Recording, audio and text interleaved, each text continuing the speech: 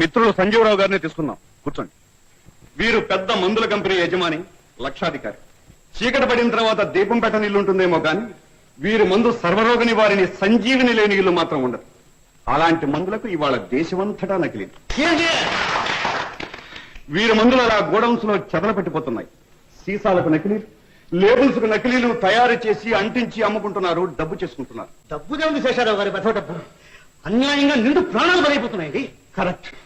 అది తలుచుకుంటే నా కడుపు తరుక్కుపోతోంది, హృదయం ద్రవించిపోతోంది, కన్నీరు ప్రవాహం అయిపోతోంది.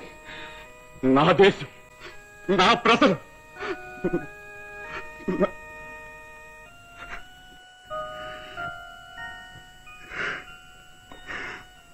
ఈ అవినీతిని అరికట్టడానికి పోలీసులను మాత్రం నమ్మకండి. అంటే కేవలం బరువంతా వారి మీదే వేయటం మంచిది కాదని నా ఉద్దేశం. అందరం కలిసి పనిచేద్దాం. సంఘంలో ఉన్న ఘరానా దొంగలను పట్టుకుందాం. ఎస్ఐ రంగయ్య గారు బహుత్తములు, ముక్కుకు సూటిగా పోయే అధికారి. 20 సంవత్సరాలుగా అదే పదవిలో ఉండటం వారి నిజాయితీకి ఒక గోల్డ్ మెడల్. శేషారావు గారు, నాకు కావాల్సింది నా గురించి విమర్శలు మాత్రమే, మిగతా అప్రస్తుతం. ఈ విషయంలో మా డిపార్ట్మెంట్ నుంచి మీకు కావలసిన సర్వ సహకారాలు అందజేస్తానని హామీ ఇస్తున్నాను. Thank you.